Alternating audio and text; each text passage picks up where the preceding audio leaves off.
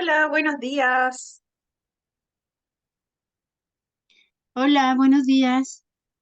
Muy buenos Hola, muy días. buenos días. Sean bienvenidas. Ya somos poquitas personas, pero vamos a dar inicio, ¿cierto?, a la brevedad a esta nueva clase. Em, ya, ya se me había perdido la presentación. Ya, ayer, ¿cierto?, Buenos terminamos. días. Buenos días, Beatriz. Ayer, ¿cierto?, terminamos dejando pendiente una parte que sería aclarar algunos conceptos y algunas dudas, ¿cierto?, que por cosas de tiempo, para no hacerlos demorar, ¿cierto?, no alcanzamos a verlos. Entonces, ahora consulto, ya, espacio abierto para realizar consultas sobre la clase anterior o consultas generales. Ya, si hay alguna, este es el momento para poder aclararla de inmediato. Ya, ¿alguna duda por ahí? ¿Nada?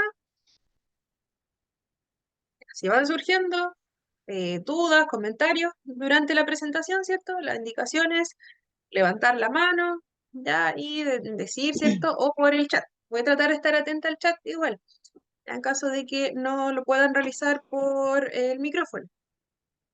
Ya, para las personas que no estaban, vuelvo a presentarme, ¿cierto? Mi nombre es María José, soy terapeuta ocupacional de profesión y licenciada también perdón, diplomada en trastorno de espectro. Ahora les voy a presentar el calendario que los había dejado pendiente, lo voy a subir al grupo igual. Ya, el día de ayer vimos, ¿cierto?, la primera parte de este módulo, que es la ley 21.545, la ley de autismo, y el día de hoy corresponde ver la segunda parte, ¿cierto?, que es más que nada conceptos claves. Vamos a ver algunos autores que forman parte de la historia de lo que hoy conocemos como trastorno de espectro autista, y posteriormente se va a abrir la primera evaluación. Esta evaluación se va a iniciar el día domingo en la noche, habíamos quedado a las 20:30 horas, a las 8:30 de la noche, y finaliza el día lunes. El día lunes finaliza a las 9 de la noche. Entonces, y bueno, cualquier persona que tenga alguna prueba atrasada por cualquier sea el motivo, al igual que en los otros módulos, va a tener la oportunidad de rendir esa evaluación atrasada, sea cual sea la primera, segunda, la última, la va a poder rendir posterior a la última clase. Hasta el momento, la planificación nos dice que el primero, ¿cierto? Perdón, me equivoqué, no le cambié el mes.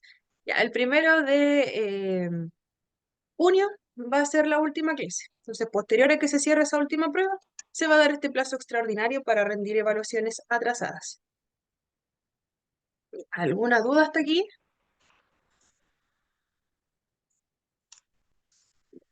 Perfecto. No, Seguimos. Ya, súper.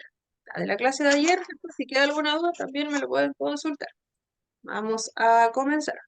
Ya, acá, ¿cierto? Les comentamos que vamos a definir lo que sería el autismo.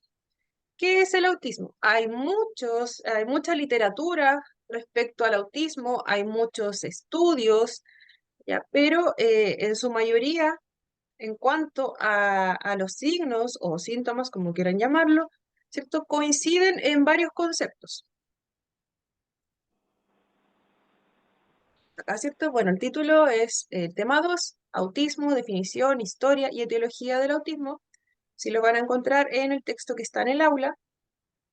¿Ya? Y comienza con la definición de la Organización Mundial de la Salud, que nos dice que los trastornos de espectro autista, abreviado, ¿cierto?, TEA, son un grupo de afectaciones que se caracterizan por algún grado de dificultad en la interacción social y la comunicación. Ayer, ¿cierto?, veíamos dentro de la ley de autismo que también, ¿cierto?, se repetían estos conceptos. Nos decían, ¿cierto?, que se definía una persona con trastorno de espectro autista como alguien que tenía dificultades, ¿cierto?, en esta interacción social y también en todos los procesos o en algunas partes, ¿cierto?, del proceso comunicativo. Esta Organización Mundial de la Salud, ¿cierto?, va a definir al autismo como un trastorno del neurodesarrollo que se va a caracterizar, ¿cierto?, por estas dificultades en la comunicación, la interacción social y además en algunos comportamientos, ya que van a ser mucho más repetitivos. Esta condición, ¿cierto?, va a afectar en la manera como la persona percibe e interactúa con el mundo, manifestándose de una forma distinta, ¿cierto?, muy variada entre una persona u otra. Si bien estas características suelen coincidir en la mayoría, gran parte de las personas, ¿cierto?, con el diagnóstico, ¿ya? No quiere decir que todas las personas sean afectadas en un mismo grado. Hay personas que van a tener una afectación mucho más significativa que otras en cuanto a todo lo que es el entablar una conversación, iniciar una conversación, mantenerla, al poder, ¿cierto? También tener algún tipo de relación con sus pares. Ya va a ser muy diverso. Algunas personas van a tener grandes dificultades. Algunas personas pueden que no presenten o presenten muy ¿cierto? Escasa comunicación, no solamente verbal, sino que también en cuanto a lo que es un lenguaje gestual, ya que puede ser, ¿cierto?, realizar algún tipo de señas para indicar algo, ya, y otros, ¿cierto?, no van a tener mayores dificultades en cuanto a utilizar el lenguaje verbal, pero quizás su afectación va a ser en cómo lo realizan, ¿cierto? En cómo se dirigen a la otra persona, en cómo atienden los aspectos comunicativos. Se ve un poco extraño acá porque en la pantalla se ve como algo más, pero es la silla. Ya, me estaba dando cuenta que se ve bastante raro. Ya, como decía, ¿cierto? Las áreas afectadas y la graduación va a ser muy distinta de una persona a otra. Necesita un grado de personalización muy, muy alto. Por lo tanto, ¿cierto? Ayer igual veíamos que para realizar un diagnóstico completo no bastaba solamente con este diagnóstico realizado por algún neurólogo o solamente el psiquiatra. Sobre todo en personas, en niños pequeños, ¿cierto? Requieren mucho la visión también de otros profesionales para poder descartar otro tipo de patologías que puedan existir, ¿ya? O patologías asociadas también, o que acompañen al mismo diagnóstico. ¿Ya? Las intervenciones van a ser, ¿ya?, en distintos aspectos también, va a ser, ¿cierto?, en algunas, con la atención de distintos profesionales, también va a ser multiprofesional. El autismo, ya, acá otra definición, según el autor Chor y Reaño, nos define el autismo como una condición del neurodesarrollo, donde la mente privilegia un tipo de procesamiento basado en la hiperfocalización. La hiperfocalización en el contexto del autismo se refiere a la capacidad de algunas personas con autismo para enfocarse de una manera muy intensa en algún área o interés particular. Ya, a menudo este tipo de interés puede llegar a ser muy exhaustivo, ¿ya? O también puede llegar a ser visto como hasta obsesivo por algunas personas, en algunos casos. Ya, se puede manifestar con un interés muy profundo y también, ¿cierto?, una dedicación muy grande por algún tipo de actividad en específico, alguna tarea o algún tema. Ya, a menudo, ¿cierto?, esta hiperfocalización en algún tema ya va a llevar a que nuestros niños, o adolescentes o adultos, ¿cierto?, tengan mucha información, ya, o pasen gran parte del tiempo en ese interés, trabajando en ese interés en particular, ya, en esa tarea en específica que sea, ¿cierto? Por ejemplo, que sean los dinosaurios, ¿cierto? Yo sé mucho de los dinosaurios, vamos a tener niños que nos pueden decir detalles históricos, características, ¿cierto?, que nosotros no conocíamos incluso. Van a ser muy detallistas en ese sentido. Pero también, ¿cierto?, esta atención que es muy intensa hacia solo un tipo de actividad, o solo un tipo de interés, ya puede ser que deje de lado, ¿cierto?, otro tipo de actividades, ¿ya? Porque una persona, ¿cierto?, cuando está hiperfocalizada, puede dejar, ¿cierto?, de poner atención o dejar de escuchar todo el entorno. ya perdiendo incluso la noción del tiempo, ya incluso llegando a olvidar en algunos momentos cubrir algunas necesidades básicas. Ya pueden estar totalmente inmersos en un solo tipo de actividad. En el contexto educativo, se puede manifestar cuando un estudiante con autismo, por ejemplo, está extremadamente interesado en un tema en específico. Va a dedicar, ¿cierto?, gran parte del tiempo y su energía en aprender todo, ¿cierto?, sobre ese tema en particular. Por ejemplo, un estudiante que tenga una fascinación muy, muy grande por los autos, ya podría pasar horas, ¿cierto?, leyendo libros, viendo documentales, revisando cualquier tipo de investigación que aparezca, ¿cierto? En internet, si aparecen muchos datos, ¿cierto? Sobre el tema, va a ser tremendamente interesante. También puede ser que tenga juguetes o coleccione distintos tipos de juguetes, ¿cierto? Del mismo tema, de autos, ¿ya? Y nos va, ¿cierto? Si nosotros vamos y le preguntamos, ¿cierto? O realizamos alguna actividad referente a su tema de interés, ¿cierto? Si estamos hablando de los autos, puede ser que este estudiante nos dé cátedra, ¿cierto?, de todo lo que son, ¿cierto?, los vehículos, nos va a decir en qué año se crearon, los materiales, nos va a dar mucha información. Ya va a ser muy detallista también en todo lo que nos va a comentar, ¿ya? Pero a la vez puede presentar desafíos, porque puede ser que en algún momento, ¿cierto?, y va a pasar, ya vamos a integrar otros temas.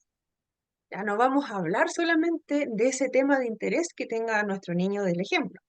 Ya, un día vamos a trabajar animales de granja, por ejemplo, ya, y nuestro niño va a tener mucha dificultad, ya, o va a ser cierto motivo incluso de regulación, ¿cierto? El cambiar de un tema. Por eso es importante también trabajar, ¿cierto? Algunas personas que tienen esta hiperfocalización por algún tema de interés, ¿cierto? Suele ser muy complicado llevarlos a otro tema. Ya lo importante es, y bueno, también adelantando lo que viene más adelante, ya las personas con autismo ya son muy apegados a las rutinas. Y cuando existe un cambio abrupto en esa rutina, ya no lo suelen tomar tan bien o puede generarles mucha ansiedad. Esta ansiedad se puede ver reflejada en que nuestro niño se niegue a participar, se aísle de la actividad o puede llevarlo a algún tipo de desregulación. Entonces es súper complejo el cambio abrupto de actividad si tenemos un niño que, por ejemplo, es muy, muy apegado a solo un tipo de tema. Entonces ahí lo importante es, bueno, si ya se está trabajando, ¿cierto?, con la familia, también integrar ese tipo de estrategias que los mismos padres nos van a recomendar, o también, ¿cierto?, ir anticipando, ya, ir trabajando, ¿cierto? Hoy vamos a trabajar este tema, mañana vamos a poner un poco de esto en tal horario, ¿cierto? Ir siempre anticipando lo que se viene en una semana, ya que este cambio no sea tan abrupto, ya hoy no vamos a hablar de los autos, ya, porque puede ser que nuestro niño nos comience a hablarnos, hablar todo el tiempo de su tema de interés, ya, y en ningún momento, ¿cierto?, ponga atención a lo que nosotros le queremos comentar. Entonces, ya en ese tipo de casos ya es súper complejo. Importante, ¿cierto?, anticipar, llevar actividades que también sean de su interés, quizás ligadas también a los mismos autos, ir integrándolo en la misma actividad. Suena un poquito complejo ir integrando estos temas, ¿cierto? Sin perder la base, que sea en este caso los autos, ya va a depender del interés que tenga nuestro niño, ¿ya? Pero se puede realizar, ya, pero de a poquito. Para que no sea, ¿cierto? Ya nos vamos a olvidar de los autos y vamos a hacer otra cosa. Eso suele ser un poquito más complejo. Algunos niños lo toleran, ¿cierto? Y en algún momento, ¿cierto? Nos van a volver a hablar de su tema de interés, ya, pero eso está súper bien. Lo importante es que también, ¿cierto?, pueda integrar otros temas que se están viendo en clases, ¿cierto? Que no todo sea de su interés, sino que en algún momento vaya integrando otros conceptos. Esta hiperfocalización, ¿cierto?, hace que los niños presten mucha atención a cada uno de los detalles, ya que profundicen mucho en temas de interés. Como les decía, pueden conocer detalles que para muchos de nosotros pasan desapercibidos. Y también como realizan este tipo de investigación, que va a ser mucho más exhaustiva, ¿cierto? van a tener una información muy grande que poder comentarnos en algún momento. También, ¿cierto? Existe una mayor capacidad de sistematización, que se refiere, ¿cierto?, a la habilidad de comprender y seguir ciertos sistemas, reglas o alguna estructura, ¿ya? Porque las personas con autismo tienden a disfrutar de la organización, ya de quizás categorizar las cosas, llevarlas a la rutina, ya buscar siempre un orden en el entorno. Entonces, ¿cierto? Esta capacidad de sistematización, ¿cierto? Los va a llevar siempre a encontrar cierto orden, cierto patrón. Por ejemplo, hay varios niños que, bueno, con este mismo tema de los autos, que su tipo de juego va a ser muy marcado a coleccionar cierto tipo de objetos o coleccionar estos mismos autos y reunirlos por categorías. Por ejemplo, estos modelos van juntos, estas marcas van juntas. Su tipo de juego puede ser pasar gran parte de su tiempo eh, eh, formando, ¿cierto?, estas categorías, ordenándolas, que ninguna se salga, ¿cierto?, de su espacio de control. ¿Ya? Para muchos, ¿cierto?, puede ser, quizás para nosotros puede ser pasar, ¿cierto?, ser muy aburrido quizás el tipo de juego, pero para algunos niños, ¿cierto?, ese es su tipo de juego y va ligado a su interés que sea significativo. ¿Ya? Por lo tanto, ¿cierto?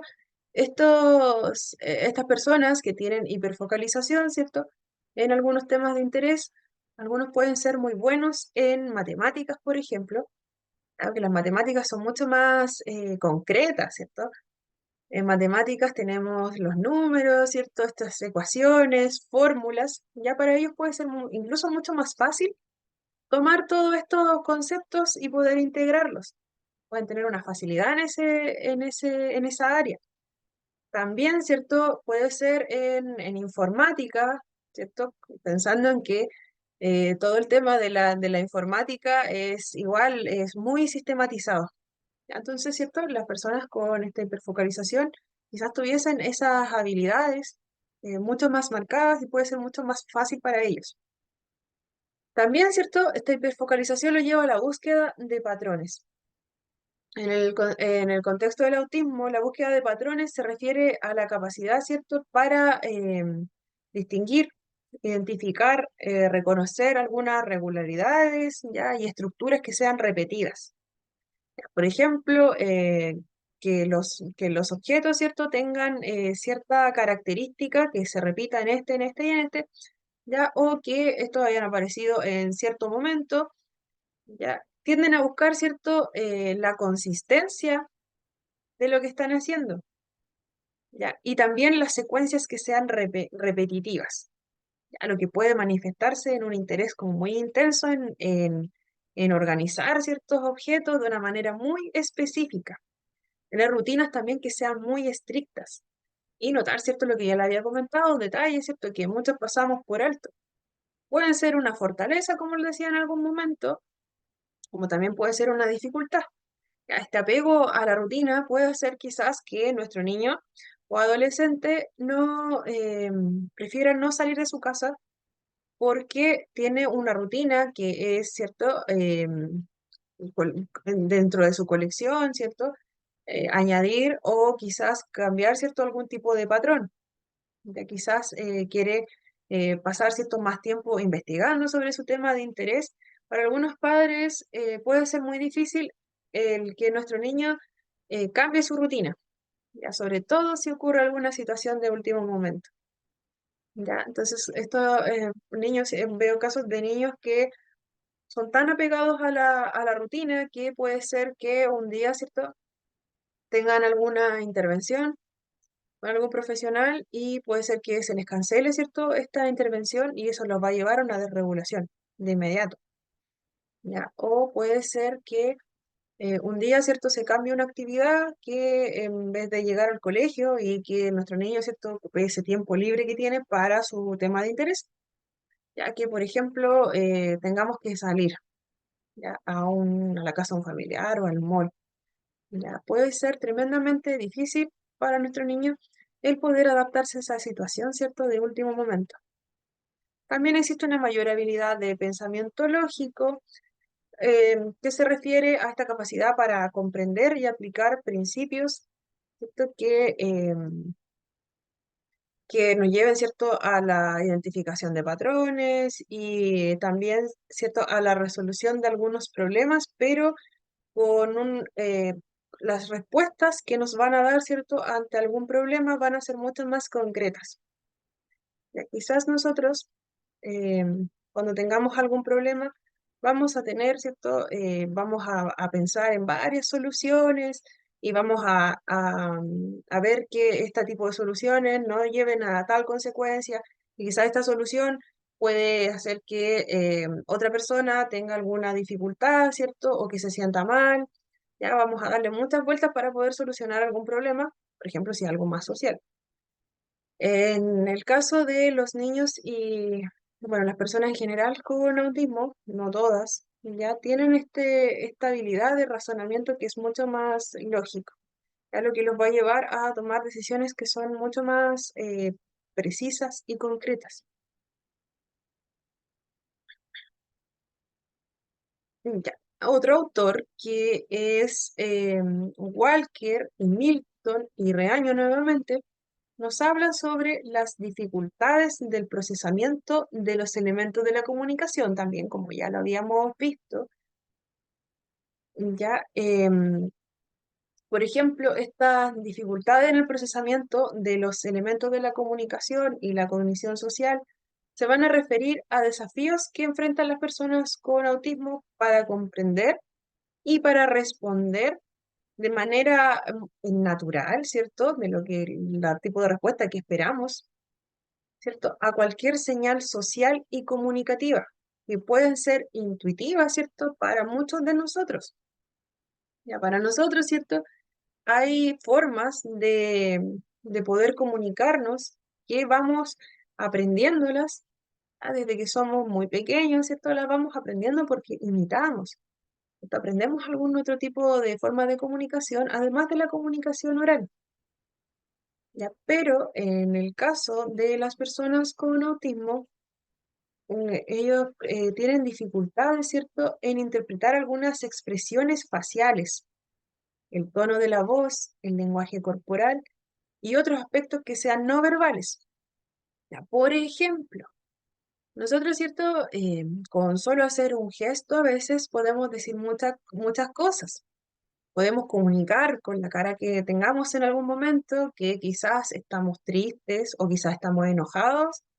Puede ser que nuestra voz, ¿cierto?, le diga a la otra persona, no, estoy bien, pero nuestra cara y nuestra postura corporal va a estar comunicando otra cosa. ¿Ya? ¿Cómo sabemos nosotros interpretar eso, ¿cierto? Se nos hace fácil a la mayoría, ¿cierto? El poder interpretar, sobre todo si conocemos a la persona que tenemos cerca. Ya podemos saber, ¿cierto?, que esta persona quizás la vemos en algún momento que tiene una postura que es mucho más sumisa, quizás la vemos con los hombros hacia abajo, quizás la vemos un poquito más evitando un poquito la mirada, y nosotros sabemos que quizás esa persona no se está sintiendo bien en ese momento. Puede ser que esté triste, que esté enferma. Lo podemos interpretar de una manera bastante simple, aunque la conozcamos un poco o no. Ya, pero las personas con TEA, identificar ese tipo de señales puede ser muy complejo, ¿ya? Y les cuesta mucho desarrollar ese tipo de habilidades para reconocer cómo es que se siente la otra persona o qué es lo que le está diciendo la otra persona. Por ejemplo, si nosotros con el mismo tono de la voz, ¿cierto? Como les había dicho, podemos comunicar, ¿ya? Por ejemplo, en este momento yo le estoy hablando con este tono que es mucho más neutro, ¿cierto? Y estoy tratando de que se entienda, ¿cierto?, lo que estoy diciendo. Y, ¿cierto?, en algún momento subo un poquito más la voz y en otro momento la bajo un poco porque estamos hablando, ¿cierto? Estamos como en una conversación. Ya, pero en otros momentos puede ser que nuestro tono de la voz baje cuando estamos comentando algo o puede ser que suba, ¿cierto?, cuando estamos más enojados. Pero este tipo de señales puede ser tremendamente complejo para algunas personas con TEA. Ay, para nosotros se nos puede hacer muy fácil, como les decía. Lo vamos aprendiendo, ni siquiera nos damos cuenta en qué momento aprendemos todas estas señales sociales, cómo aprendemos a interpretar este lenguaje corporal, ¿cierto? Cómo aprendemos a ver las señas que nos puede hacer alguien cuando decimos no sé, ¿cierto? Con los hombros. Ya es algo tan común acá en Chile, pero para una persona con TEA, ¿cierto? Ellos se lo pueden aprender, se puede trabajar el conocer ciertos gestos, ya, también el saber reconocer ciertas expresiones faciales, se puede trabajar. Igual lo vamos a ver más adelante, ya, porque puede ser una habilidad, es una habilidad que puede ser aprendida. Para algunas personas va a ser mucho más fácil, para algunos, ¿cierto? Va a ser natural, no sabemos en qué momento ocurrió que lo aprendimos. Ya, pero estos autores, ¿cierto? Nos hablaban de estas dificultades, ¿cierto? En la comunicación y cognición social. Ya, también suele suceder que las personas con autismo tienen dificultades en comprender algunas normas sociales. Ya, por ejemplo, el lenguaje figurado o este lenguaje que tenemos mucho acá en Chile, que decimos una cosa y en realidad, ¿cierto? No estamos hablando de algo literal, ¿cierto? Que sea lo que estamos transmitiendo, sino que queremos decir otra. Los típicos chilenismos que existen en nuestro país, estos son tremendamente complejos de interpretar por una persona que tiene dificultades en esa área. Ya, ayer también lo veíamos, en los principios de la ley se establece que toda información, ¿cierto?, relevante, que se esté entregando a las personas con autismo, sea de la forma lo más concreta y clara posible, utilizando algún tipo de apoyo de ser necesario, apoyos visuales. ¿Por qué? Porque si empezamos a utilizar palabras muy coloquiales o palabras que dicen una cosa y quiero decir otra, ¿cierto? La persona lo va a tomar, no va a comprendernos totalmente, a menos, ¿cierto?, que ella haya comprendido ese tipo de palabras, ¿cierto? Que, como le decía, puede ser aprendido, pero no sabemos en la diversidad de características de personas que existen, ¿cierto? No sabemos si esta es una realidad para todos o no. En ese caso, es mejor, ¿cierto?, adoptar un lenguaje que sea lo más claro solamente. Ya no es tan complicado desde ese sentido. Ya, estas dificultades claramente van a afectar la capacidad de interactuar socialmente, también de formar cualquier tipo de relación con sus pares y participar en relaciones, ¿cierto?, en situaciones que sean sociales de una manera fluida. Ya, un ejemplo de educación sería que un estudiante que tiene dificultades para entender las señales sociales, ¿cierto?, implícitas en el aula, sería, por ejemplo, cuando una persona tiene problemas para comprender cuándo es su turno para hablar. Por ejemplo, en una conversación de un grupo, ya puede que no comprenda, ¿cierto?, las señales no verbales que le indica los mismos compañeros. Ya, por ejemplo, puede ser que estemos todos conversando, ¿cierto?, con un grupo de compañeros y nuestro otro compañero va y nos interrumpe a cada rato. O nos interrumpe cuando estamos hablando y de repente, ¿cierto?, puede estar hablando sobre su tema de interés. Ya, y en un momento, ¿cierto? Los demás compañeros, ahí suele pasar que también quieren hablar o quieren cambiar de tema. Y puede ser que la persona con TEA no interprete, ¿cierto? Que sus compañeros ya están un poquito cansados, están aburridos o quieren hablar de otra cosa. Ya, o puede ser que interrumpa también en una conversación por tener estas dificultades en comprender esas normas sociales, ¿cierto? Que es no entrometerse, ¿cierto? En los temas que están hablando los demás.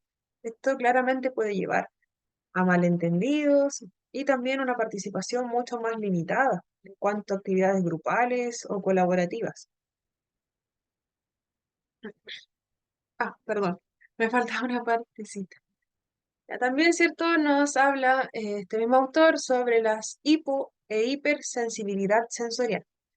No sé si han escuchado hablar de estas hipo o hipersensibilidad sensorial. Ya, estos conceptos se refieren a la manera en que las personas con autismo pueden experimentar, ¿cierto?, a través del mundo y pueden experimentar el mundo a través de los sentidos. Nuestro cuerpo, ¿cierto?, está lleno de receptores del mundo que nos rodea. Ya tenemos Bueno, los conocidos, ¿cierto? Los cinco sentidos, ¿cierto? El tacto, el gusto, el olfato, el oído. Se me quedó otro por ahí, parece. Ya, pero además de esos receptores ya conocidos, existen muchos más. En la literatura se van actualizando frecuentemente la cantidad de sentidos y de receptores que tiene nuestro cuerpo. Y ahora último, ¿cierto? Salió un nuevo estudio que nos habla de que nuestro estómago, ¿cierto? También, ¿cierto? Tiene otras habilidades, ¿cierto? Que no es solamente el procesar los alimentos. Ya van saliendo muchos estudios y hay muchos que están en proceso. Así como se dice que existen estos cinco sentidos, en la literatura ya van como 10. ¿Ya? Otro también es el sentido vestibular, que tiene relación con el oído, la posición de la cabeza. También está la propiocepción. Eso igual viene más adelante en todo caso. La propiocepción, ¿cierto? Que es el ser consciente de nuestro cuerpo, de la postura de nuestro cuerpo. ¿Ya? Y también la interocepción, que es cómo sentimos, por ejemplo, nuestro corazón, ya que somos capaces de sentir quizás cuando tenemos hambre. ¿Ya? Hay varios otros sentidos que siguen en estudio. Entonces, como estamos llenos de receptores, ¿cierto? Del mundo exterior, ¿ya? Estos receptores ya van a tomar, ¿cierto? Toda la información que venga del exterior, la van a llevar hasta nuestro sistema nervioso, ¿cierto? Va a llegar a nuestro cerebro, va a ser interpretado y luego de eso, nuestro cerebro va a enviar, ¿cierto? La respuesta. ¿Ya? ¿Qué hacemos con ese golpe que nos dimos? ¿Ya? Nuestro cerebro, ¿cierto? Va a calificarlo. Ah, un golpe pequeño, ya vamos a enviar, ¿cierto? La sensación de una molestia muy leve, ¿ya? O quizás fue un golpe grande, ya vamos a sentir un dolor muy fuerte. Ya, es todo un sistema, ¿cierto? Lo que nos lleva a tener una respuesta sensorial. Entonces, ¿cierto? Se habla de la hiposensibilidad. Esta hiposensibilidad quiere decir, ¿cierto?, que es algo mucho más pequeño. Puede ser que nuestros receptores ya no sientan o sientan muy baja, de una manera muy baja, las sensaciones que llegan a nuestro cuerpo. Entonces, ¿cierto? También, bueno, esta hipersensibilidad también se va regulando durante el tiempo. O sea, no es algo exclusivo, algún trastorno sensorial de niños con TEA. Ya también puede darse en niños que tengan otro tipo de diagnóstico. Es solo un asociado al TEA y es bastante frecuente estos dos conceptos. De repente, Alicia, Hola, profe, buenos días. hola, buen día. Mire, consulta, por ejemplo, los niños con TEA, o, perdón, los niños con TEA, eh, yo estoy en un colegio en estos momentos Ujú. y me he podido dar cuenta que acá donde estoy hay como 2 o 3 niños con TEA ¿Ya? y realmente ellos son como usted lo está explicando. Sí, creo que está al 100% de lo que usted está explicando, porque realmente los niños son empezando muy especiales, pero sabe que el tema, tengo como una duda realmente. Los niños que tienen TEA siempre van a tener hasta su madurez, o sea, hasta su adultez, van a tener ese problema o va a ir en un proceso cambiando. Mm, ya. Comprendo la consulta. La persona que tiene trastorno espectro autista lo va a acompañar durante todo el ciclo vital. Ya desde que es diagnosticado, ¿cierto? O si es diagnosticado más grande, también, ¿cierto? Siempre va a tener este trastorno, siempre van a haber signos. La diferencia es que puede ser que sea mucho más notorio cuando son más pequeños, en algunos casos, o puede ser que, bueno, las necesidades van a ir cambiando a lo largo del tiempo. Por ejemplo, hay niños que son muy sensibles a algunos estímulos cuando son a cierta edad, cuando son más pequeños. Ya, y si hay un correcto trabajo, ¿cierto? Yo creo que muchos han visto, ¿cierto? Para poder, ¿cierto? Que los niños aprendan, ¿cierto? A regular, ¿cierto? Estas sensaciones, puede ser que su sistema sensorial, ¿cierto? Vaya madurando y no tenga tanta dificultad en cuanto a lo sensorial ya de más grande, pero sí va a seguir existiendo quizás esta sensación alterada, ya, pero puede ser mucho menos notoria. O puede ser que existan algunas estrategias, ¿cierto? Que se vayan trabajando durante el tiempo que permitan a la persona, ¿cierto? No tener ciertas dificultades para interactuar en algunos contextos. También puede ser que, por ejemplo, en la parte de la comunicación, ¿cierto? Puede ser que la persona tenga muchas dificultades en alguna edad en específico. Por ejemplo, que tenga la mayor dificultad para interactuar con sus pares cuando entra recién al colegio.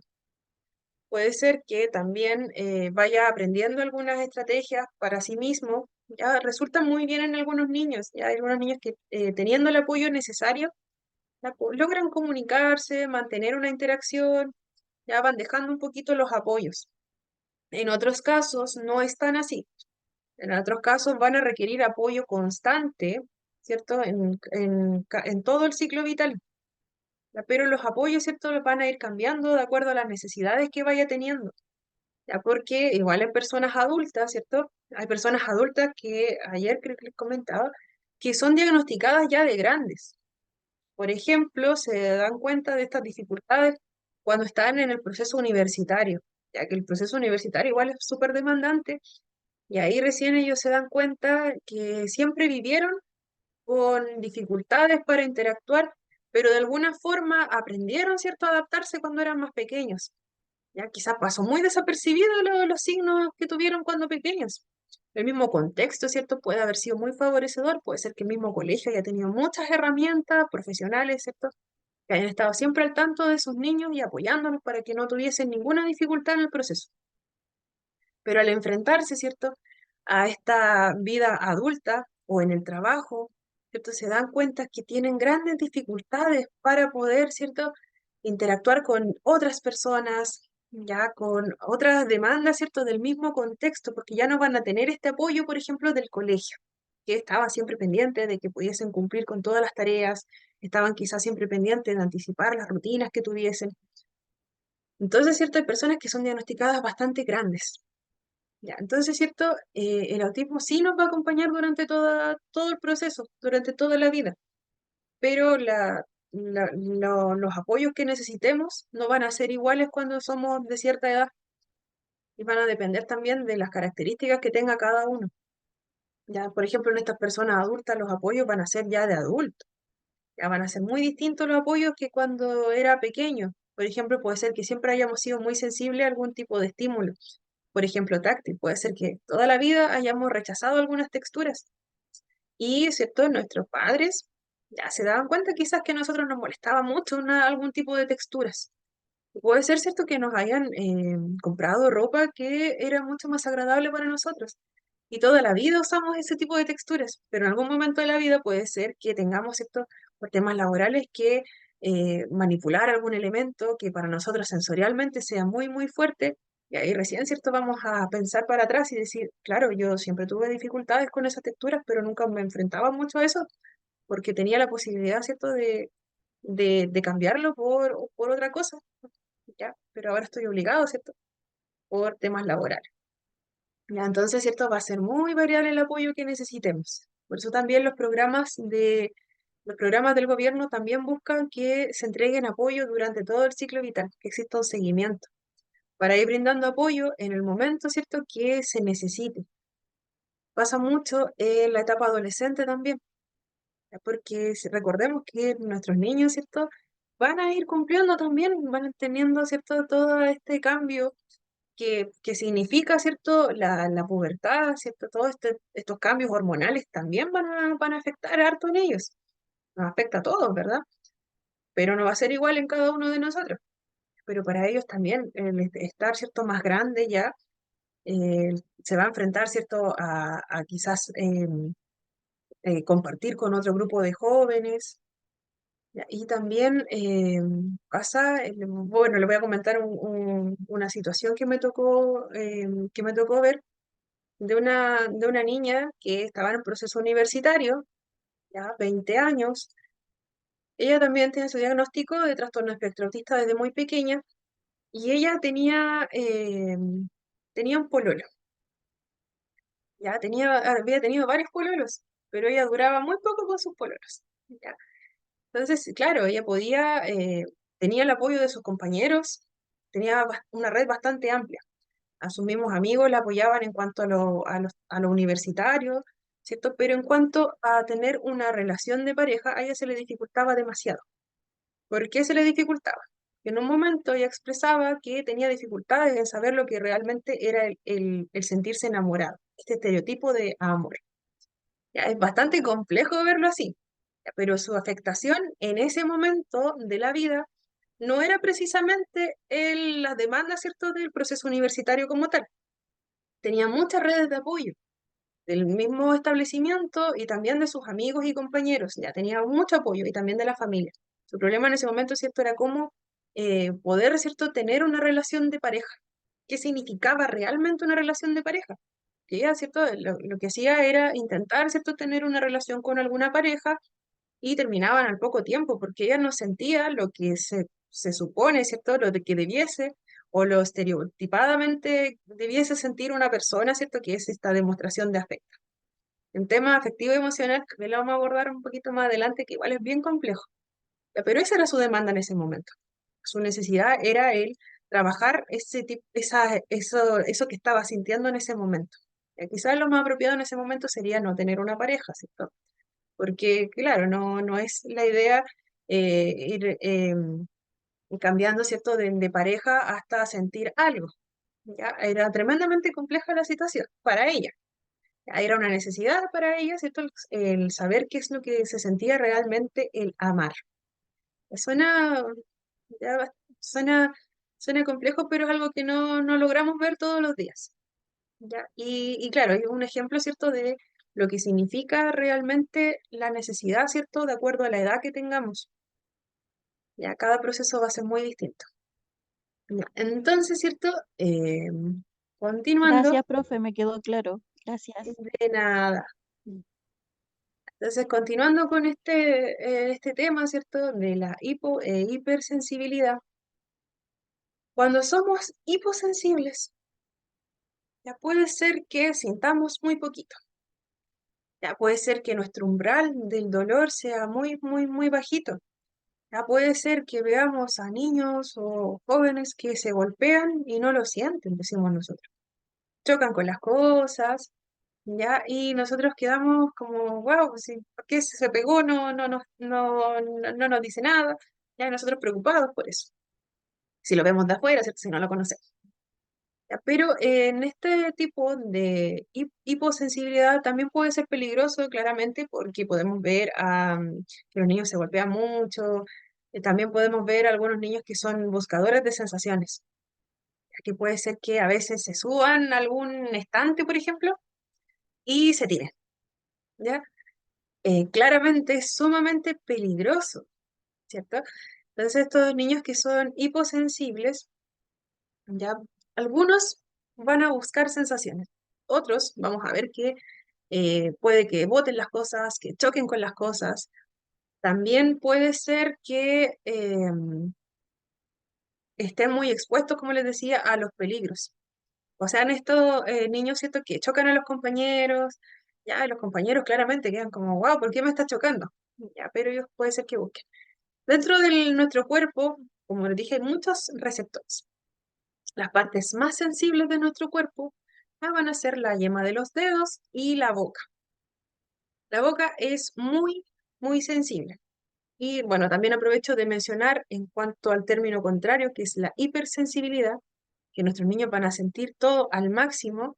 Imaginen lo que sería una persona que siente todo al máximo, ya que sea hipersensible en cuanto a lo táctil, ya el tocar la cara o la boca, ya. Es sumamente importante saber. cuando nos enfrentemos a niños con autismo, ya, o que sepamos que tiene algún trastorno sensorial con o sin autismo, ya tengamos mucho cuidado. Siempre pensemos en que nuestro niño, adolescente o adulto es hipersensible. Veámoslo de esa forma, porque de esa forma no vamos a llenarlos de estímulos. Voy a explicarlo de nuevo. Voy a volver, ¿cierto?, a lo que es hipo. Ya, el hiposensible, como decía, la parte más sensible, ¿cierto?, va a ser la boca y algunos son buscadores de sensaciones. Me ha tocado evidenciar el caso de una pequeñita, ya que me tocó, ¿cierto?, trabajar con ella. El caso de una pequeñita de 2 años y medio, un poquito menos creo que tenía, no recuerdo también, pero era menor a los 3 años y aún no tenía un diagnóstico claro de qué es lo que se tenía, pero todos los signos, ¿cierto?, nos llevaban, ¿cierto?, a que tenía autismo asociado a algo más. Estaba todo en estudio. El caso de esa niña era muy extremo, por eso la voy a mencionar, que era una niña que todo lo tomaba con la boca, ¿ya? Entonces ella en sesiones, ¿cierto?, entraba, ¿cierto?, al box de atención y lo que hacía ella era lamer toda la sala. Todo alrededor de la sala. Los espejos, era sumamente complejo al principio, ¿cierto? Trabajar con ella porque estaba muy expuesta también a gérmenes, ya, a virus. Y los papás también muy preocupados, claramente, porque tenían una pequeña muy chiquitita, ¿cierto? Chiquitita, que lamía todo. Ya, ella buscaba, ¿cierto? El sentir y la zona con la que más sentía, ¿cierto? Era con la zona de la boca. Entonces ella, ¿cierto? Llegaba, comenzaba por lamer, ¿cierto? Todas las esquinas y lamía mucho los espejos, ¿ya? Esa sensación quizás de lamer un espejo, quizás para sensorialmente era sumamente, ella podía sentirlo. Entonces nos decía que ella lamía muchos objetos de ese tipo. También estos objetos que son como, no sé si conocen las alfombras de tatami, que es como esa goma eva, que es gruesa, ya que es porosa. Entonces, igual, prefería ese tipo de texturas. Entonces ella lo que hacía era, todos los objetos se los llevaba a la boca. Algunos, ¿cierto? Podíamos evidenciar que algunos los tomaba y era muy bajo lo que los tomaba, ¿cierto? Un ratito y los dejaba, y había otros que los tenía mucho más tiempo en la boca. Ya, ese es un caso que me tocó trabajar y fue bastante llamativo, digámoslo así, porque un grado bastante alto de hiposensibilidad, se sentía muy poquito, sí, y era muy buscadora de sensaciones. Por otro lado, tenemos la hipersensibilidad, que ya les había comentado un poquito, ¿cierto? Que es un poco más evidente, porque vemos que los niños que son hiposensibles, algunos buscan sensaciones. En casos más extremos, ¿cierto? Vamos a ver este tipo de reacciones como la que le comentaba recién, como de nuestra pequeña niña. Pero en el caso de la hipersensibilidad, ¿cierto? Puede ser a muchos estímulos, puede ser a colores, algún sonido, puede ser alguna textura, puede ser algún tipo de alimento, ¿ya? En cuanto a la hipersensibilidad, podemos tomar precauciones. Si sabemos, por ejemplo, si los padres, los cuidadores de algún niño con TEA nos dice, nuestro niño no tolera el color rojo, tenemos que ser muy precavidos, ¿cierto?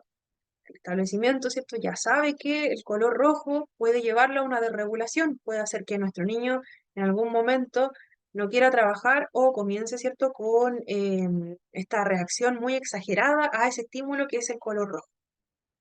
Entonces, ¿cierto? Ya tomamos la precaución, ya nada rojo en esta sala, el rojo se elimina totalmente y va a depender también del grado, porque quizás puede ser que no tolere algún material específico en rojo. Puede ser que nuestro niño sea muy sensible, ¿cierto? Sensorialmente a algún tipo de sonido. Para estos casos existen audífonos canceladores de ruido, quizás lo han visto algunos niños con TEA, o a veces hemos visto si andamos, por ejemplo, en el centro, ya en la ciudad, o andamos en un mall, podemos ver que algunos niños utilizan unos audífonos que son grandecitos, algunos son con diseño, son muy lindos. ¿Ya? Y la función de esos audífonos no es para que ellos escuchen música. Hemos visto algunos adolescentes utilizan audífonos con música de su agrado para mantener, ¿cierto?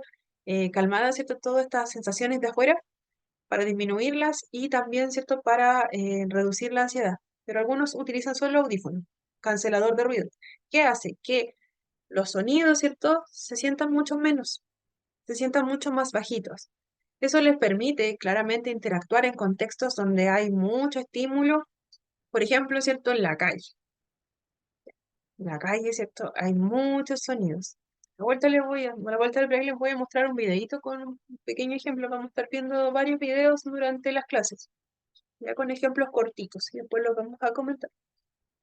Entonces, ¿cierto? El ser hipersensible también puede ser algunas texturas o algún material que se trabaje dentro de las clases.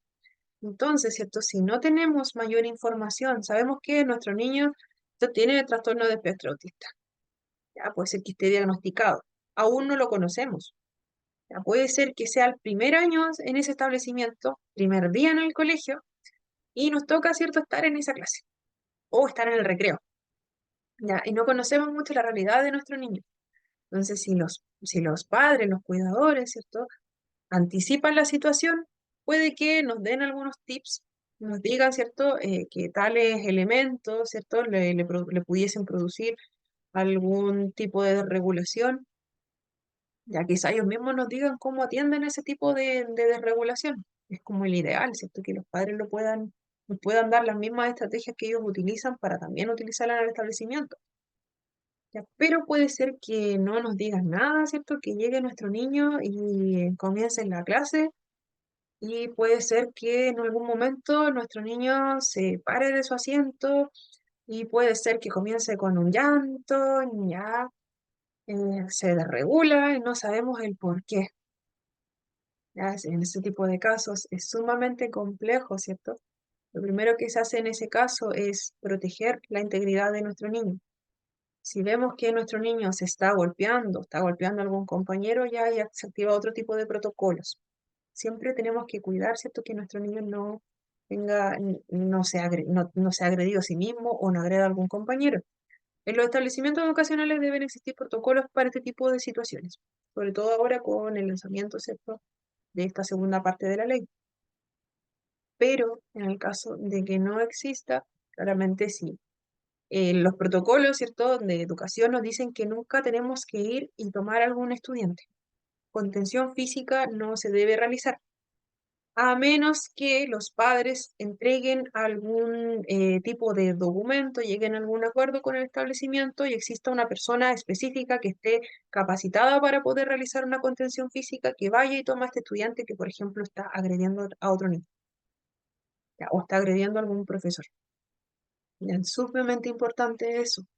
Llegar a la contención física, si es que no existe algún protocolo, puede ser, ¿cierto?, resultar en alguna demanda si nuestro niño se lesiona, ¿ya? Pero en el caso de que no exista otra opción y nuestro niño, por ejemplo, se esté escapando del colegio, ahí claramente ocupar un poquito más, ¿cierto?, la lógica de resguardar su integridad.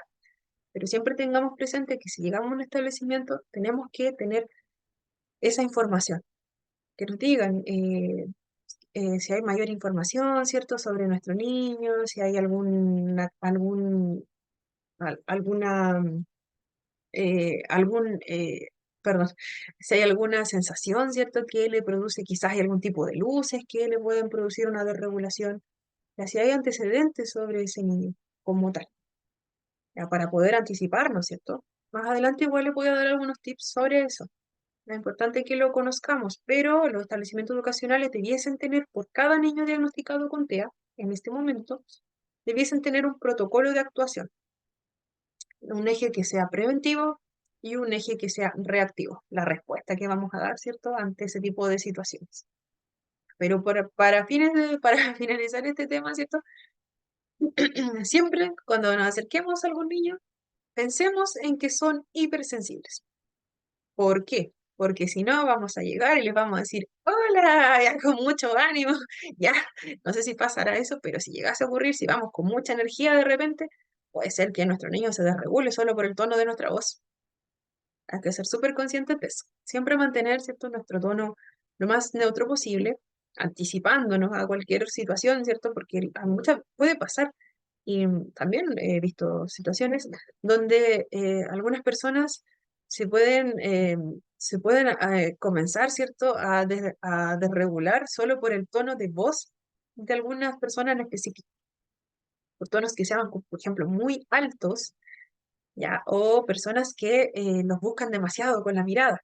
Recordemos que también no existe mucho este contacto visual, ¿ya? Porque para las personas con TEA sensorialmente puede ser muy fuerte. A procesar, ¿cierto? Este contacto visual puede ser muy, muy fuerte para ellos. Entonces, si estamos siempre buscando, ¿cierto?, la mirada de nuestro niño, que no hace muy poco contacto visual, casi obligándolo a que nos mire, ya puede ser demasiado intimidante para ellos. Siempre pensemos que son hipersensibles. Vamos a hacer un pequeño break. Si hay alguna pregunta sobre este tema, ya me pueden comentar, ¿cierto? Yo respondo, trato de responder casi todo. Ya. Esta sensibilidad sensorial claramente puede afectar la forma en que una persona va a interactuar con su entorno, puede influir mucho en su bienestar emocional y también en su comportamiento. Recordemos que si existe una dificultad en el procesamiento sensorial auditivo, por ejemplo, si hay muchos ruidos que nos hagan desregularnos o nos hagan sentir muy abrumados, ya no vamos a participar tanto quizás en esas actividades extraprogramáticas del establecimiento.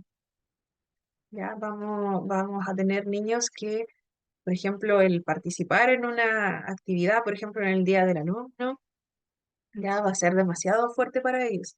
Existen algunos cuidadores o papás que cuando se realizan esa clase de actividades en los establecimientos prefieren no enviar a sus hijos. Están en todo su derecho de hacerlo. Y como son actividades extraprogramáticas, y por lo general hay risas, hay ruido, hay música, ya para los niños puede ser causal, ¿cierto?, de desregulación y algunos padres prefieren no enviarlos. O si nuestro niño ya está más acostumbrado, ¿cierto? O tiene también esta sensibilidad, ¿cierto?, a los ruidos, también si utilizan estos audífonos canceladores, se pueden también incorporar. La idea, ¿cierto?, es que siempre nuestros niños permanezcan, darles el derecho, ¿cierto?, a la participación y que no estén, ¿cierto?, saliendo de las clases. Ellos tienen el derecho, y también es obligación del establecimiento, ¿cierto?, que los niños se mantengan en los establecimientos educacionales, que se mantengan en las salas de clase, que también participen de algunos tipos de talleres, ya, pero se consideran adaptaciones en ese caso.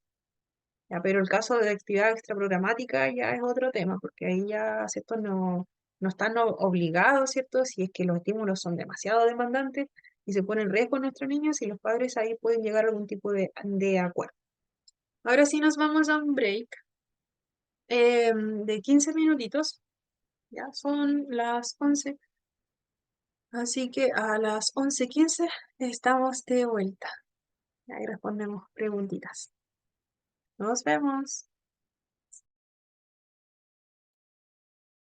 Ya estamos de vuelta con esta segunda parte. Les comparto enseguida la pantalla.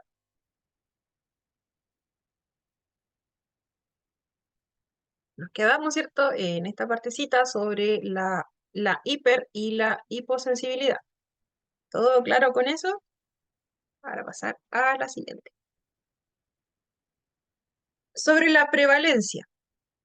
Ya nos dice, según la OMS, que el diagnóstico de TEA se presenta aproximadamente en el 1% de la población mundial, según cierto el estudio, cierto, realizado en el 2021.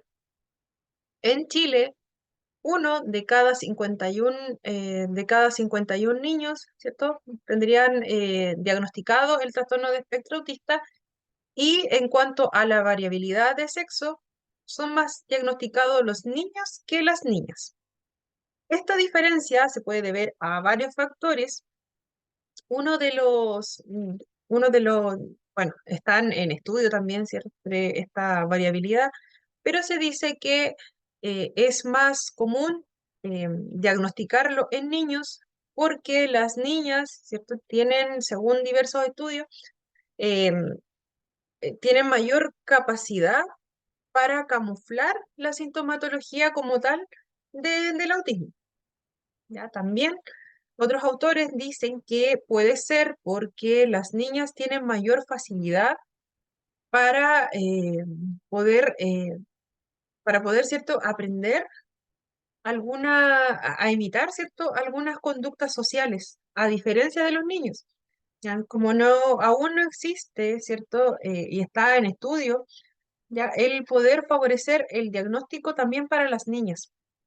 Hay algunas características que se están diferenciando, ¿cierto? Y que hasta el momento han llevado a que sea mucho más difícil diagnosticar a una niña con estas características.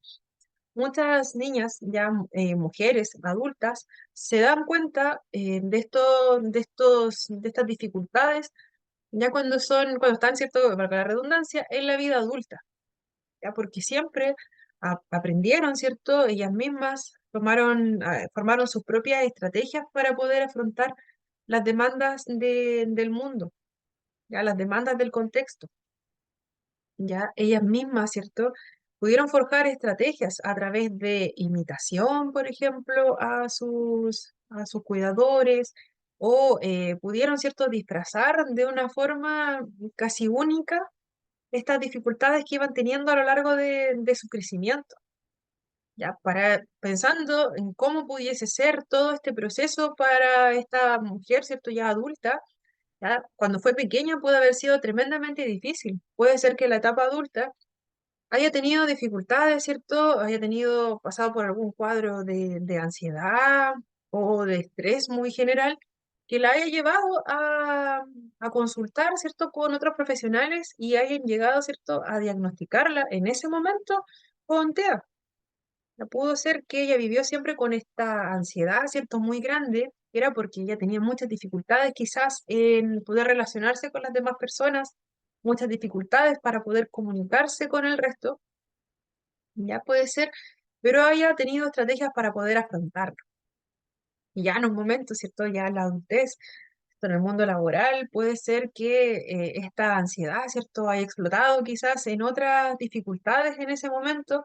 Ya en ese momento, ¿cierto?, que ella consulta, puede ser que sea diagnosticada recién, ya súper tardío, ¿cierto? Y pensando también en todas las dificultades que se pudieron haber trabajado cuando ella era mucho más pequeña, esto se hace necesario el poder diferenciar y diagnosticar mucho más temprano también a las niñas, que suelen camuflar mucho los signos. Sobre la historia del trastorno de espectro autista, tenemos diferentes autores. Ya tenemos a esta autora que es Grunja. No voy a decir el apellido porque me cuesta bastante decirlo, voy a ser sincera. Ya, ella fue la primera, una psiquiatra, ¿cierto? Que fue la primera en ofrecer un tratamiento educativo, familiar y sistemático para para las características, ¿cierto?, que ella observó. Ella realizó un estudio, ¿cierto?, de un grupo de varios niños, donde fue la primera, ¿cierto?, en darse cuenta de que existían características distintas para ambos géneros, para niños y niñas, iban a ser distintas las características. Ya, ella identificó, ¿cierto?, estas dificultades también en la comunicación, también en los comportamientos que eran repetitivos. Ya, ella, ¿cierto?, sentó las bases para lo que hoy, ¿cierto?, es el trastorno de espectro autista.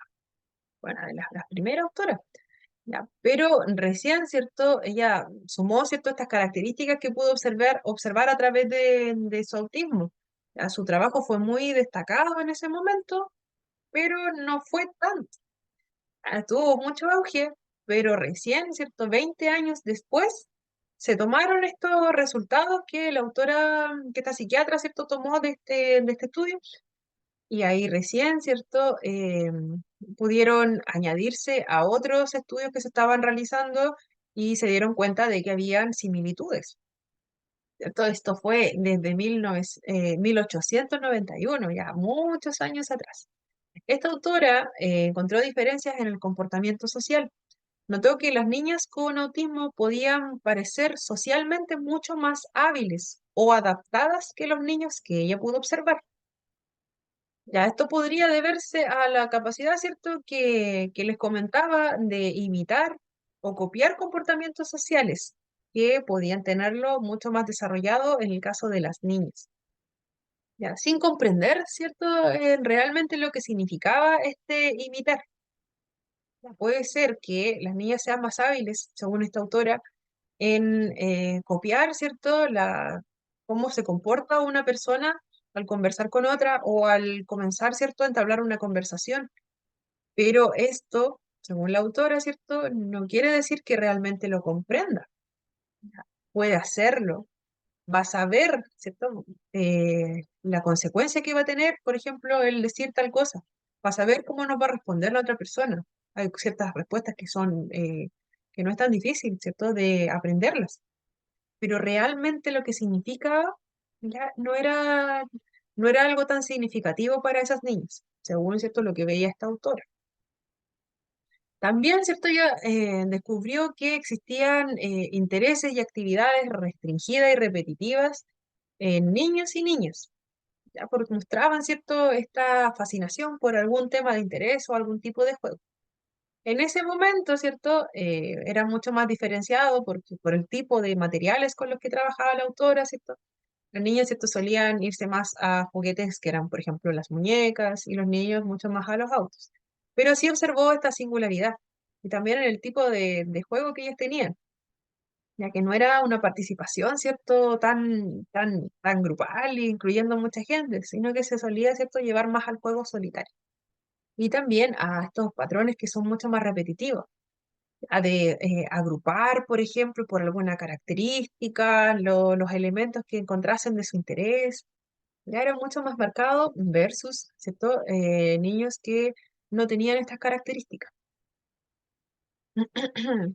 Dice, ¿cierto?, que ella fue la primera en ofrecer tratamiento educativo, familiar y sistemático, pero ella en realidad no realizó un tratamiento como tal, sino que sentó las bases para la educación, ¿cierto?, de los demás profesionales. Aquí fue, ¿cierto? Sentó la base, ¿cierto? Este estudio que ella realizó durante bastante tiempo, ¿cierto? Y para que las siguientes generaciones, ¿cierto?, pudieran formular un tratamiento.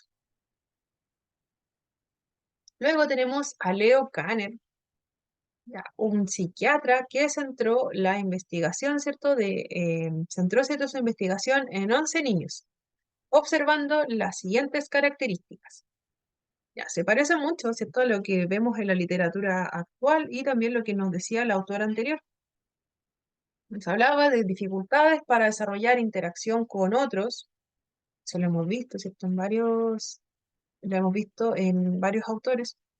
Dificultad en adaptación a los cambios, ¿cierto? Veíamos niños que eran muy apegados a la rutina y que, por ejemplo, pasar de una actividad a otra era mucho más complejo.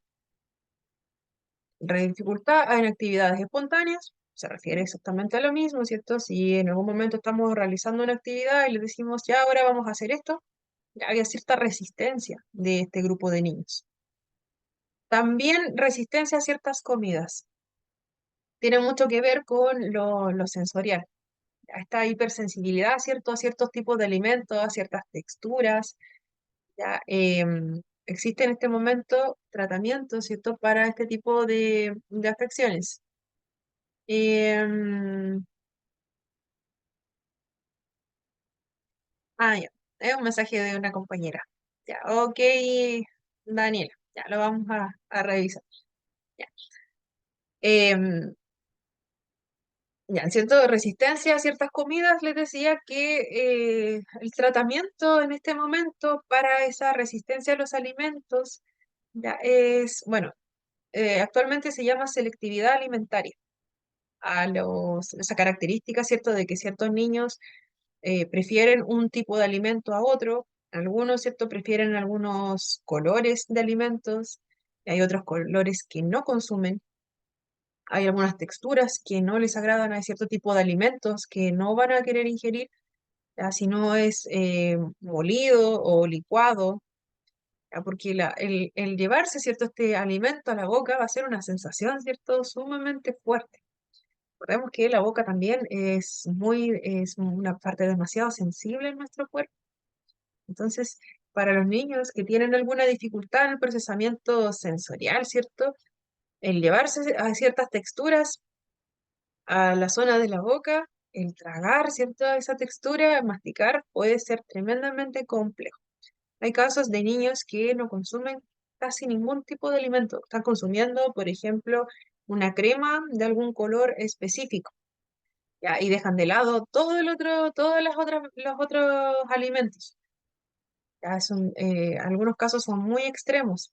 Y hay otros casos, ya otros niños que están trabajando, ¿cierto?, en incorporar nuevos alimentos, nuevas texturas, nuevos colores y aromas, pero algunos prefieren comer en platos separados. Por ejemplo, si estamos comiendo un puré, ¿cierto?, con carne, quieren la carne en un plato aparte, el puré en otro. Hay otros que ya, ¿cierto?, avanzaron un poquito más y quieren los dos alimentos en el mismo plato, pero que no se toquen. Tenemos la carne por un lado y el puré mucho más retirado.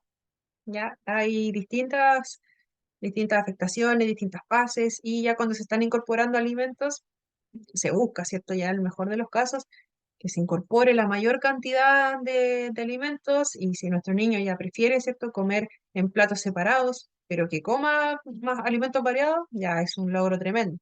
Pasar de niños que prefieren solo un alimento o prefieren solo un color, ¿cierto? Están dejando de lado todo el resto de vitaminas y nutrientes que son necesarios para su desarrollo.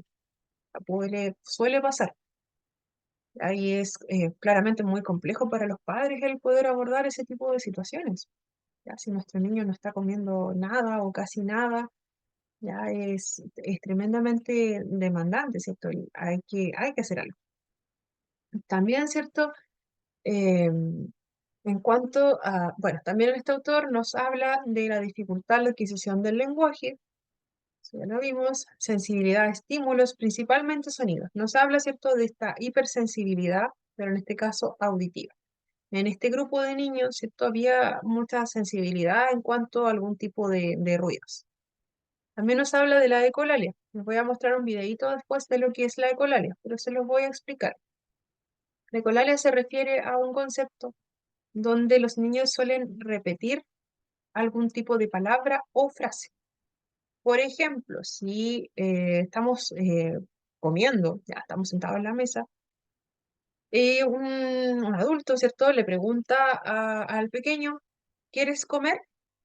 La respuesta esperada por nosotros sería sí, no, o no, gracias, o sí, por favor. Ya es la respuesta que esperaríamos, ¿cierto?, a nuestra consulta. Pero en cambio, al presentar una ecolalia, pudiese ser que nosotros le preguntemos, ¿quieres comer? Y nuestro niño nos responda con la misma pregunta, ¿quieres comer? ¿Quieres comer? ¿Quieres comer? Le digamos otra cosa y va a continuar con esa misma, repitiendo, ¿cierto? Único, tal cual. Va a continuar repitiendo lo que nosotros le dijimos, ¿ya? Sin tener ningún sentido, claramente. Ya no es que puede ser que a veces nosotros le digamos a nuestros niños, hola, ¿cómo estás? Y nos diga, hola, ¿cómo estás? Ya no es que le encuentren un sentido a la palabra como tal, ya, pero esa es la colalia. Les voy a mostrar un videito, pero voy a terminar estos dos conceptos primero. Y la lateralidad también observada. La lateralidad quiere decir que tenemos casos de personas que realizan todo con un lado del cuerpo, ya, por ejemplo, predominantemente. No quiere decir si somos diestros o zurdos, ¿ya? Pero en estos casos se suelen ignorar, ¿cierto? Un lado del cuerpo. Por ejemplo, yo ahora estoy hablando y estoy moviendo mis dos manos, ¿ya? Pero en estos casos que él observó, puede ser que él haya presentado, por ejemplo, algún objeto, una pelota, ¿ya? Y estos niños con esta lateralidad van a tomar la pelota con la mano izquierda y en ningún momento van a integrar al juego la otra mano, ya la van a dejar ahí olvidada. Ya, esta lateralidad se explica, bueno, hay varios estudios y varias teorías que tratan de explicarlo. Y una de estas, que igual vamos a ver más adelante, nos dice que existe, ¿cierto?, una conexión entre los dos hemisferios del cerebro. Recordemos que el cerebro, ¿cierto?, se divide en dos partes. Ya, y para unir esos dos lados hay una cierta conexión que vendría siendo como así, ya que une un lado con el otro. Entonces, el cerebro de la persona autista tendría una variación, ¿cierto?, en esa conexión. Y pudiese ser esa la razón de que tengan este lado, ¿cierto?, predominante y que el otro lo dejen totalmente de lado. Esa es una explicación. Ya personalmente no he visto mayores afectaciones en cuanto a lo que es la lateralidad. Ya sería en casos muy extremos, quizás, que dejar de utilizar por completo una mano ya pudiese significar algo, pero no, al menos no me ha tocado evidenciar, ni según la literatura que he revisado, no me ha tocado ver algo como muy extremo sobre esto. También se dio cuenta que existían juegos repetitivos y estereotipados. El juego repetitivo, ya lo habíamos comentado, ¿cierto? Es este tipo de juego que va a ser siempre como en la misma línea, va a conservar una rutina. No va a ser un juego tan participativo como estamos acostumbrados a ver en otros niños. Por ejemplo, vemos en niños que juegan, coleccionan autos, ¿ya? Y los ordenan. Ya, su tipo de juego es ordenar. Ya, luego cambiar los otros, ponerlos del otro lado. Ya ellos tienen patrones para poder hacerlo. ¿Ya? Y si vemos a otros niños que tienen esa cantidad de autos, podemos ver que los niños utilizan este juego que va a ser mucho más imaginativo, que va a ser tomar el auto, poner una pista, ahora este auto tiene alas, ya, montones de cosas que pueden integrar.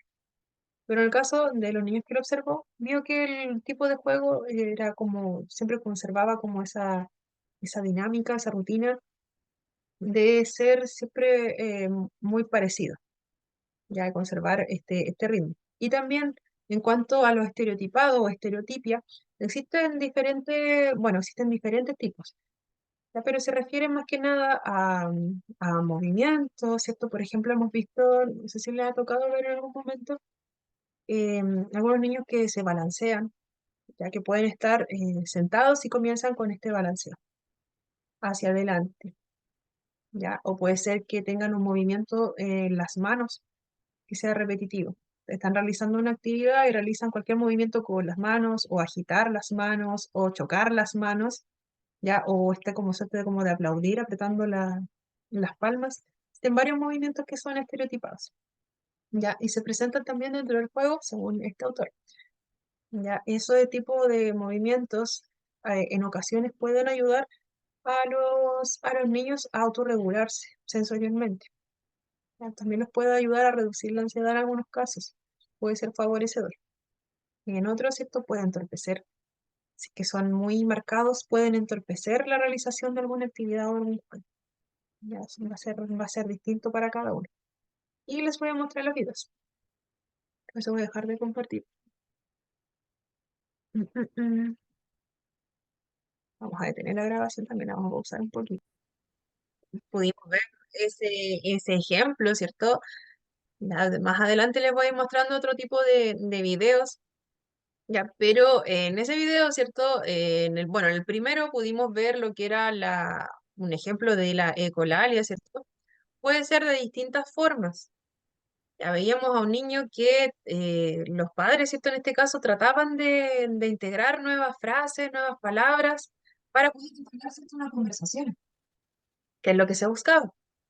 Pero en este caso, ¿cierto? Veíamos que nuestro niño en todo momento iba repitiendo, ¿cierto? Solo una frase, una casa, repetía, ¿cierto? La mamá trataba de cambiar, ¿cierto? De ampliar un poquito la conversación, pero nuestro niño todo el tiempo decía una casa.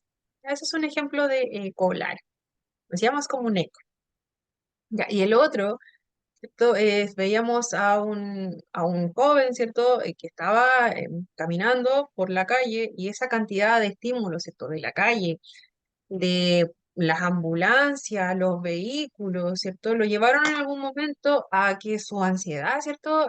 Aumentara, ¿ya? Y además, ¿cierto? Buscó refugio en una cafetería que también estaba llena de estímulos. Había muchos sonidos, los ruidos, ¿cierto? De la tetera, de los platos, de la misma gente, ¿cierto? Lo llevaron finalmente a desregularse. Ya, entonces la acción que tomó, ¿cierto? Fue, ¿cierto? Tomar esta posición, ¿cierto? Casi fetal, tomándose las piernas ¿ya? Y vemos que, ¿cierto? Una persona se acercó finalmente para poder acompañarlo. Cuando suceden este tipo de situaciones donde una persona se desregula, ¿cierto? Es importante el acompañar, pero no el ser invasivo. A menos, como les decía, si nuestro niño adolescente está en riesgo, ya es distinto. Pero nosotros siempre acompañamos, pero respetando, ¿cierto? El espacio personal, no siendo invasivos. Igual vamos a ver estrategias más adelante.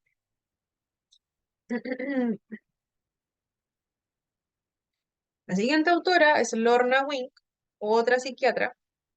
Ella acuñó el término espectro, ¿ya? Y nos dijo que ve el autismo como un conjunto de síntomas que se pueden asociar a diferentes trastornos y niveles intelectuales.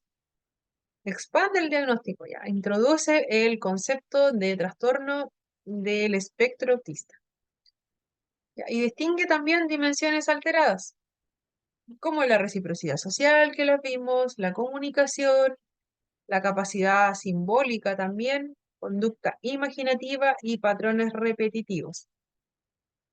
Ya, esta autora, ¿cierto?, viene a sumar algunos conceptos, como lo son, ¿cierto?, em, ampliar, ¿cierto?, el concepto y ya llamarlo como espectro. No solamente como llamarlo, ¿cierto?, como un diagnóstico como tal, como se veía desde antes, ya antes juntaban solamente algunos síntomas, no estaba tan claro hasta ese momento.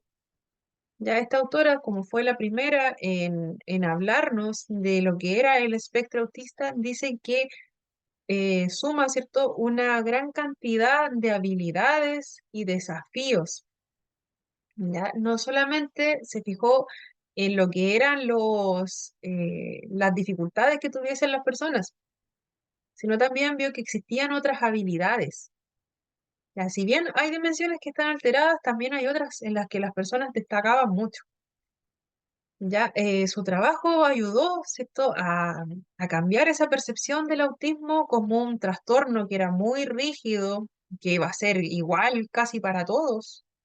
Ya, ella nos habló de que era mucho más variable, ya, que el impacto que pudiese tener en cómo la persona interactúa con el resto del mundo va a ser distinto de una persona a otra. Ya, en ese sentido, ¿cierto? Ella también introduce, acá no lo dice, pero ella introduce el término de síndrome de Asperger. En este momento, el Asperger está contemplado dentro del trastorno de espectro autista. Ya, es una más ya del trastorno espectro autista. Las características pueden variar, pero está dentro del espectro. Ya, nos dice que el reconocer, ¿cierto? Que el autismo no va a limitar a todas las personas en aspectos cognitivos, ¿ya? Y reconoció también, descubrió que hay personas que tienen estas características, estas dificultades, ¿cierto? Que las que nombra acá, pero también van a tener muchas facilidades y habilidades únicas en algunas áreas, ¿ya? Y en ese sentido, ¿cierto? Ya viene a darle otro enfoque, ya no tanto patología, síntomas, sino que le viene a dar una mirada que ya no es tanto esa clasificación antigua que tenía. Por otro lado, la Grandin, ya, una zoóloga, profesora y mujer con trastorno de espectro autista, ya compartió también su relación personal con este diagnóstico. Ella realizó estudios con animales de granja. Se dio cuenta que eran sensibles a estímulos visuales, ya estos estímulos visuales hacían que se estresaran, ya, y para ello creó una máquina de abrazos, ya que eran dos placas metálicas que comprimían a los animales, ¿cierto? Y observó que esta compresión, ¿cierto? Esta suerte de imitación de un abrazo, ya generaba tranquilidad en estos animales. Ya, esto lo llevó también al estudio con personas, ya, y acuñó, ¿cierto? Y nos dijo que a las personas con TEA, ¿cierto? O sea, el término, el decir que las personas con TEA no les gustaban los abrazos, era falso. Ya, ella se dio cuenta que a las personas sí deseaban, personas con TEA sí deseaban recibir afecto, ya, pero esta hipersensibilidad, ¿cierto? El que te den un abrazo, ya, puede ser demasiado complicado para una persona que tenga dificultades, ¿cierto? En reconocer, ¿cierto? En sentir, ¿cierto? Porque lo van a sentir mucho más amplificados. Ya, entonces, ¿cierto? Ella nos comentaba que sumó, ¿cierto? Que las personas sí necesitan sentir este afecto, sí les genera tranquilidad, ¿cierto? El contacto emocional como tal, ¿ya? Pero solamente pudiesen rechazarlo, no porque ellos no lo quisieran, sino porque sensorialmente va a ser demasiado fuerte para una persona que tenga TEA. Eso es lo que nos decía la autora. Sobre la etiología del autismo, existen diversas miradas, diferentes paradigmas, ¿ya? Nos dicen, ¿cierto?, que, bueno, uno se puede posicionar desde cualquiera de estos modelos y cada uno, ¿cierto?, tiene diferentes bases, diferentes estudios que lo van a avalar, ¿ya? Están, ¿cierto?, el paradigma, por ejemplo, biológico-genético, que es el de arriba, que nos dice que la comunidad científica va a ver el autismo como una enfermedad que es neurológica y congénita, ya defendiendo la idea de que su origen, ¿cierto?, radica en cambios del sistema nervioso central, particularmente los genes, que pueden ser heredados y va a haber sufrido alguna mutación genética espontánea. Entonces, ¿cierto? Este paradigma biológico genético nos va a hablar de una enfermedad como tal, ¿ya? Que es la mirada que le da, ¿cierto? Es una enfermedad, por lo tanto, esta enfermedad, ¿cierto? Se clasifica como neurológica, que es congénita, que afecta a los genes de las personas, ya que estos genes mutaron, ¿ya? Y al verlo como es una mirada mucho más fría. ¿Ya? Si lo vemos desde la parte biológica genética, es una persona que está enferma. De esa forma lo ven. Ahora, en este momento, ¿cierto? Vemos que este paradigma no se utiliza tanto o no debiese utilizarse tanto. Ya, después le voy a decir por qué. También está el paradigma ambiental, que nos dice que la comunidad científica que propuso, perdón, el paradigma ambiental ve al autismo como un trastorno neurológico causado por la exposición a agentes ambientales. ¿Qué quiere decir esto? Que bajo esta mirada, el paradigma ambiental nos dice que eh, la madre, por ejemplo, al estar embarazada, ¿cierto? Al tener al bebé en su pancita, ya se vio expuesta a algún tipo de agente externo, ¿cierto? Contaminación del ambiente, algún tipo de químico, ya que fue esto lo que alteró, ¿cierto? El desarrollo del bebé y por eso, ¿cierto? Presenta esas características de autismo. Puede haber sido, ¿cierto? Cuando estaba el bebé en el vientre, puede haber sido en el momento del parto, puede haber sido posterior, ¿cierto? Cuando era un bebé pequeño. Ya, entonces, ¿cierto? Nos dice que la severidad de las características que tenga la persona con TEA va a depender de la duración a la exposición de los factores de riesgo. Y quiere decir que si la madre estuvo mucho más tiempo expuesta a estos factores del ambiente, ya este niño o adolescente o adulto va a tener características mucho más graves. Por ejemplo, va a tener alguna afectación que sea graduada como discapacidad incluso. Ya, como les decía, son distintas miradas. Uno se puede posicionar, ¿cierto? De la que más le haga sentido. Y también, ¿cierto? Cada una de ellas realiza diferentes estudios para poder, ¿cierto? Continuar acreditada como tal. Ya van siendo como casi movimientos. Y también se han utilizado en diferentes momentos de la historia. Por otro lado, tenemos el paradigma de la neurodiversidad. Ayer, ¿cierto? Si recuerdan, también les nombraba esta neurodiversidad, porque nuestra ley de autismo se posiciona bajo este paradigma. Ya nos dice que la medicación dirigida a la curación, que es propuesta por el primer paradigma, el biológico genético, y también el ambiental, ¿cierto? Van a ser cuestionados por este paradigma de neurodiversidad. ya que este ve al autismo como una de las varias formas en que los seres humanos expresan su singularidad, ¿cierto? Necesitan ser respetadas y aceptadas como tal. ¿Qué nos dice? Como lo decía ayer, desde la mirada de neurodiversidad, todos somos distintos. Todos somos personas muy singulares, tenemos distintas características, diferentes formas de procesar, ¿cierto? Todas las sensaciones, cognitivamente nuestro cerebro, ¿cierto? Va a procesar los estímulos o va a tener una atención, ¿cierto? Que va a ser distinta a la persona que tengo al lado. Ya, vamos a tener también facilidades en algunos temas, vamos a tener dificultades en otros, vamos a tener capacidad de aprender algo solo mirándolo una vez, o vamos a necesitar verlo varias veces, también escucharlo, también escribirlo. Ya, eso no es lo que nos dice la neurodiversidad. Dentro del concepto de neurodiversidad cabemos todos, con o sin un diagnóstico. Ya, y ese es el paradigma que se está trabajando también bajo la ley de inclusión.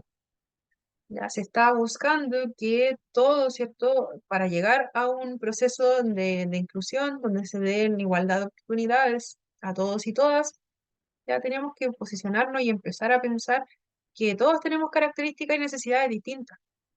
Una cosa es que algunos, ¿cierto? Se pueden adaptar mucho más fácil, ¿cierto? A algunas actividades o demandas del ambiente que son muy estandarizadas, ¿cierto? Algunos no, tenemos, obligadamente nos adaptamos, quizás, o a algunos se les va a hacer muy fácil y van a preferir ¿cierto? Algo mucho más estándar, ya, pero en el fin, todos somos distintos. Y debiese ser, ¿cierto?, el entorno el que está preparado para nuestra diversidad, no nosotros adaptarnos al entorno. Entonces, ¿cierto? Esos son los tres conceptos. Y bueno, esto es totalmente adicional. Es una partecita que le iba a mencionar ayer. Esto no entra en la prueba, pero es importante que lo conozcan. Ya, como les había dicho, existe un apartado que se agrega a la ley de autismo. Así que en estos últimos 5 minutitos lo vamos a revisar. Rapidísimo. Ya es la circular 586. Ustedes lo pueden revisar también, hay mucho material en internet, hay resúmenes sobre esto. Es importante que lo conozcan porque se integra este año a los establecimientos educacionales. Es una obligación del establecimiento educacional incluir esta parte ya para hacer valer lo que nos dijo la ley, ¿cierto? La 21.545, que es la que vimos ayer. Se suma en la parte de educación. Ya, entonces, ¿cierto? Nos dice que se suma, ¿cierto? A la ley que estábamos viendo ayer, ¿cierto? La ley de autismo, y son aplicación, ¿cierto? De esta ley a los establecimientos educacionales. Nos habla de principios y obligaciones. Ya están obligados los establecimientos educacionales a cumplir con esta partecita, a sumarlas. Esta circular, que imagino la pueden encontrar directamente en internet, en Google, ya nos dice que el objetivo, ¿cierto?, de la circular es impartir estas instrucciones generales para los sostenedores de cada uno de los establecimientos, ya que la obligación bajo esta circular es que los establecimientos incorporen medidas para atender a todos los estudiantes con diagnóstico de autismo. Para esto, los estudiantes bueno, esta partecita se agrega para las personas que están en educación de párvulos, básica y media. Ya, para esto, ¿cierto? Los sostenedores tienen esta obligación de modificar, ¿cierto? Aquí sí, modificar los reglamentos, ya, y procedimientos internos ante situaciones de desregulación emocional y conducta. Sumamente importante, sumamente esperado, porque antes de esto no existía esta obligación por parte de los establecimientos.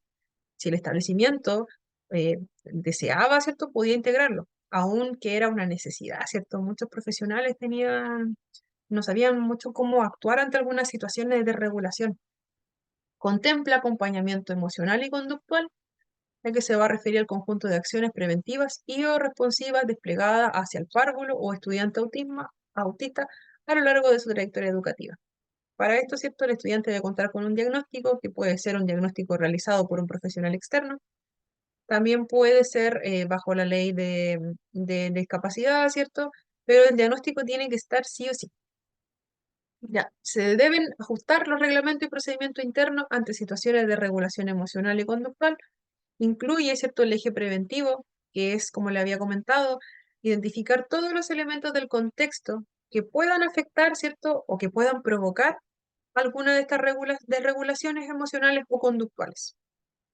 Que los profesionales, ¿cierto?, tengan una bitácora, una carpeta, ¿cierto?, de cada uno de los estudiantes que tengan diagnóstico. Dentro de este documento van el contenido todos los estímulos que pudiesen desregular.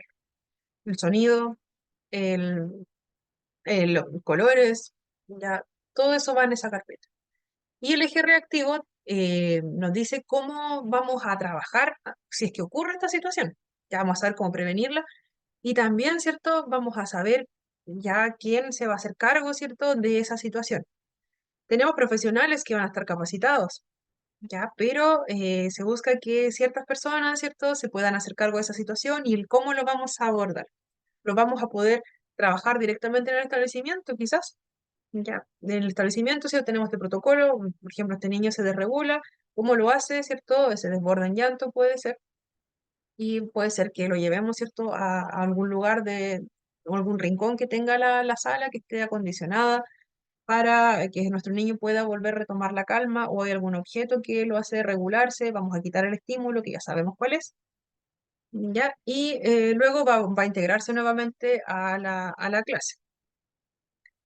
¿Ya? Y también puede ser que en el caso de que no, exista un procedimiento por parte del establecimiento, ya que los padres, ¿cierto?, están informados sobre todo esto y se pueda llamar a los padres para que concurran al establecimiento. Y para eso es que existía, ¿cierto?, esta flexibilidad ahora de que los padres con niños con diagnóstico puedan acreditarse bajo la inspección del trabajo como tutor legal de estos niños, porque en caso de alguna emergencia, padres puedan concurrir al establecimiento. Ya, entonces, ¿cierto? Se realiza este plan de acompañamiento emocional y conductual, ya para manejar todas estas situaciones de una manera segura. Existe este protocolo de respuesta, donde se incluyen los roles del funcionario, las medidas que se van a realizar, si es que existe algún resguardo físico o emocional, ya. Y también, ¿cierto? El establecimiento educacional ahora está obligado, ¿cierto?, a comunicar a los padres de estas situaciones y si es que concurren al establecimiento, entregarle este formulario, ¿cierto?, que diga todo lo que ocurrió, en qué momento y eso que reciba a los padres para el trabajo, para presentar en el trabajo. Y, y por último, ya la entidad sostenedora, ¿cierto?, deberá comunicar a los padres, ¿cierto?, y apoderados todo lo que es el trato digno. Recordemos que se busca concientizar a la población sobre el trastorno. Y la obligación también ahora de los establecimientos es capacitar a todos sus profesionales, o al menos una vez al año. Ya no es como antes que si el establecimiento podía, lo hacía, ahora es obligación. Al menos una vez al año se tienen que capacitar los profesionales, ¿cierto?, para estos temas de autismo y que esto va a ser vigilado, ¿cierto? Tiene que ser acreditado bajo la Superintendencia de Educación. Si no ocurre, ya sanción para el colegio. Hasta aquí hemos llegado. Vamos a dejar de compartir. Y esta última parte, recuerden que no entra en la prueba, solo para que lo sepan, lo nombré muy brevemente, pero es para que lo tengan en mente y lo puedan revisar de manera autónoma, ¿cierto? Hay mucho material en internet sobre esta circular 586. Es importante que lo conozcan porque es algo que se integró a la ley. Y ahí los establecimientos se incorporó este año recién. Vamos a... ¿Alguna pregunta hasta el momento? No, nada. Vamos a dejar de grabar y